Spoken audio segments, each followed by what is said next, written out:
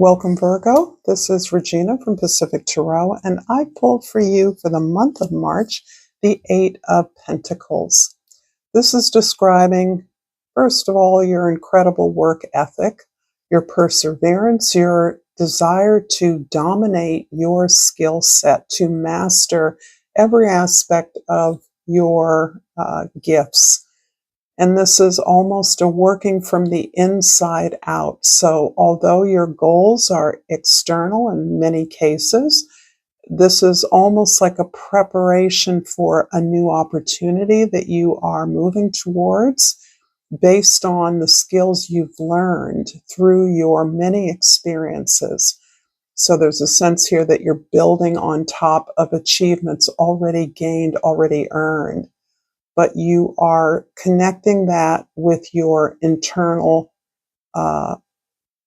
experience so that you are looking at personal development as related directly to the ability to improve your social skills and professional expertise, that they're linked together and that you're in a position to be a master of your craft.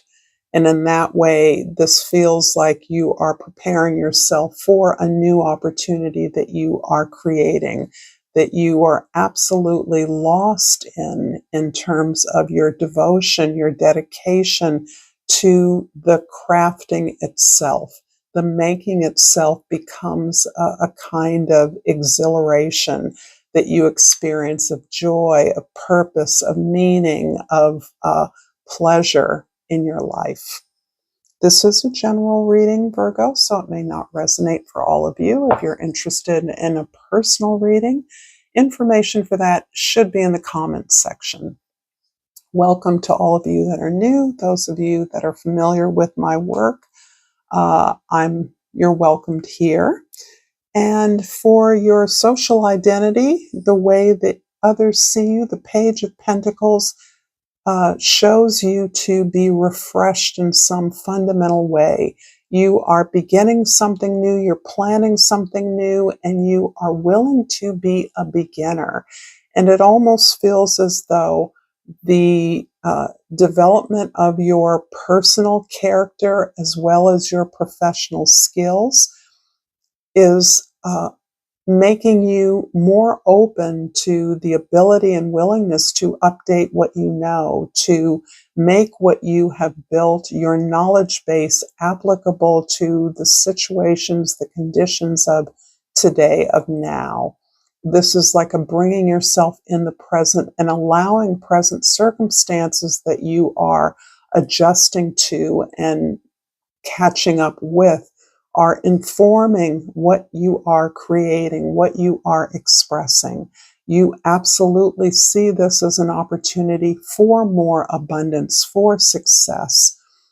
And in that way, this is about making yourself more comfortable in your professional arena, being more authentic with your skills, who you are, a deeper integration of yourself into the arena of being profitable, being prosperous, being abundant. In the first house, the Hermit card is coming up for everyone today. This is about, in some ways, Virgo, this is really one of your cards. This is a natural space where you customarily retreat in order to process the information that you've received, in order to sort the necessary tasks and responsibilities of the information, and to work diligently and carefully to execute your responsibilities. This now energy is definitely applied to your own aspirations, so that you are quantifying your experience, looking at its impact on your skills and your aspirations in order to make sure that you are suited for the new opportunity you're creating, the new path you're following. It almost feels like you're reasserting your authority in a particular arena based on new skills and new experiences that formerly you did not consider relevant to what it is that you're building on now. In the fourth house, the house of your domestic environment, your roots, your foundation, this can be your family of origin. The Hanged One is about retreating again. So we have two cards of retreat, of pulling back, of evaluating how we're investing our energy. And the Hanged One in particular is about the way that you've always seen your home, your base, particularly for those of you that work in the home. Home is more than a place that you come to at the end of work. It becomes the space of work and life all together. And you're really reevaluating the role that that's played. It feels as though you are in a position of expanding your home potentially based on new activities that you're undertaking, or that you are understanding that you have a different place in the work that you do, much of it in your home, based in your home. Doesn't mean you don't go anywhere. In fact, for many of you, you do a lot of traveling. But for the basis of your work, you work in your home space, or you do significant activities in your home, particularly for those of you that are researchers, writers, creatives of any type that require a lot of extra work or connection with others that can be done digitally now. You are seeing yourself positioned differently as a part of that foundation of the work you do. You're seeing who you are as more central to that work, so that it comes not from higher down dictates around what constitutes a work product, but rather this emanates more from your identity, perhaps your needs, your desires. In the seventh house of your significant others, we have the Nine of Wands here. You've been doing something in your significant relations or connections that has been missing the mark. It feels as though you are pursuing a connection or looking for a connection that has failed you, or that you have evaded or avoided for a long time. At this time, you're feeling exhausted by the effort to even identify a worthy connection. And this is, I feel for many of you, work and partnership, relationship are tied up together, so that perhaps your significant other is also a colleague or someone you have worked with in the past, someone who does a similar kind of work as you, something like that. And your tremendous efforts in your profession take you into contact with people that are potential friends, partners, in a way that promotes either your business, your profession, or your personal interest. This has not been working for you in some way. In fact, you're exhausted by the effort of this. And I do believe that part of the key to this frustration, the sense of being wounded and being on the verge of giving up and just giving in to a more hermit, solitary experience as being right for you, you are understanding that it is about the centrality of who you are in the work that you do that will fulfill the need for deeper connections. When you're making the deeper connection to yourself, you're able to give yourself the self-regard, the self-respect, the honor that you might often look for in a significant relationship or in a partnership. Because so many of you are relatively solitary or lone wolf types, I think that you have just agreed to live without the kind of companionable connection that you might like.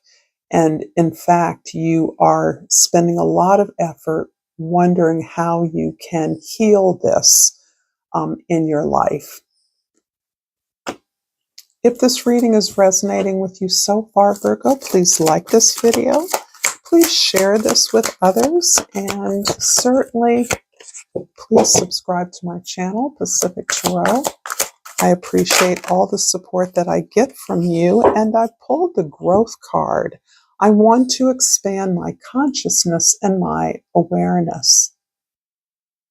I think that this starts first with you, Virgo, and you're aware of that. There have been things you have not believed were for you, that you may have tried, and you may believe that they are part of a well-lived life, but you have been sufficiently hurt or wounded in your interactions with others in a way that makes it just simply easier not to trust anybody, not to be vulnerable in a particular way. And this feels very much specific to your significant relationships. This is friendships, family members, loved ones, partners, however it resonates with your situation, but you want to claim more. You want more in your connected relationships.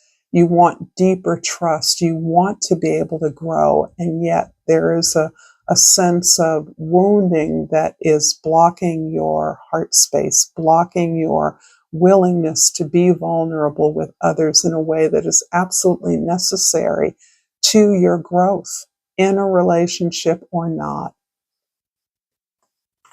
I'm going to clarify the Hermit card with the Queen of Cups, and this is about the way you're learning to make yourself feel loved, cared for, how you're attending to your needs, how you're attending to your emotions, how you feel about things. The desire to be comfortable and supported is coming up for you. So you are comfortable being on your own, having your own space, but you know that that doesn't necessarily preclude an intimate relationship.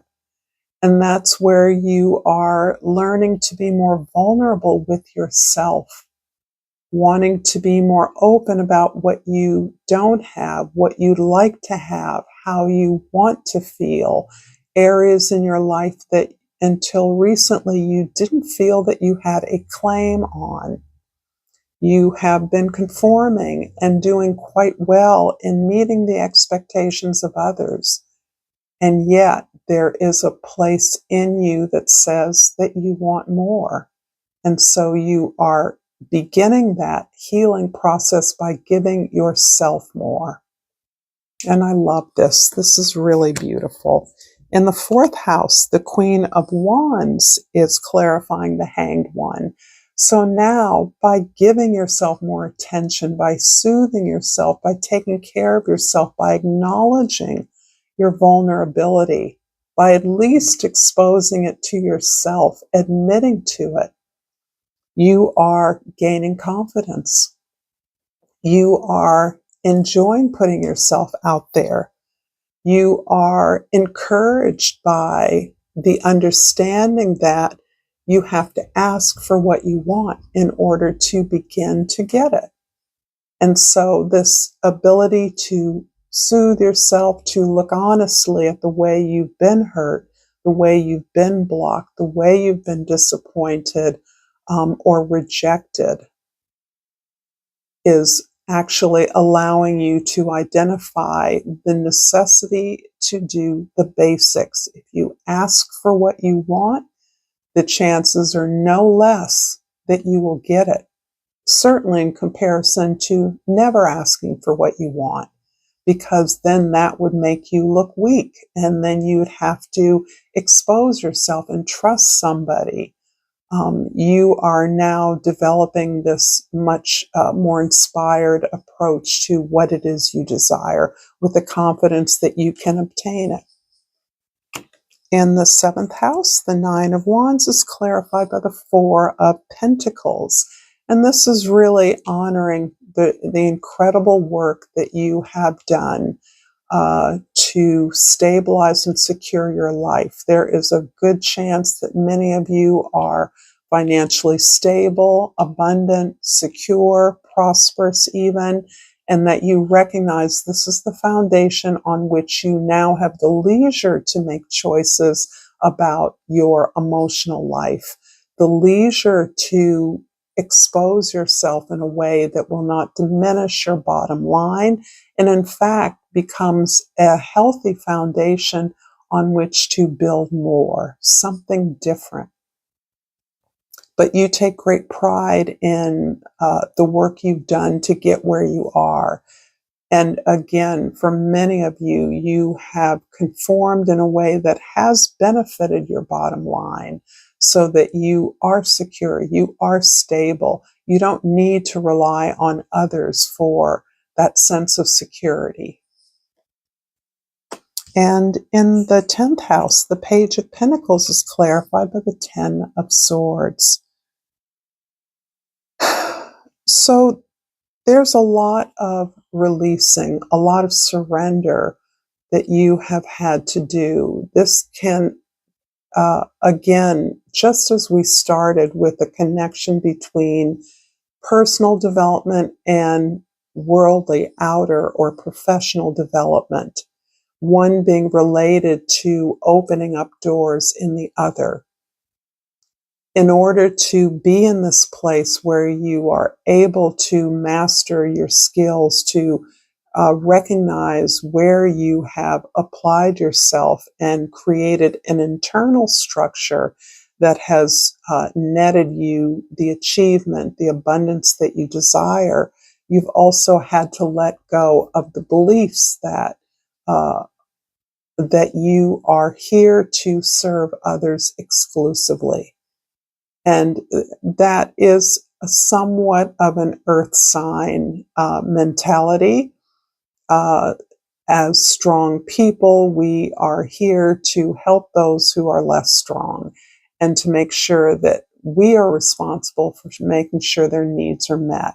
This can be a lot of the attitude we carry forward as parents, as teachers, as colleagues, that we're here to help others to be successful. And in that, you have succeeded quite well, but you're aware now that your job is no longer simply to provide for others.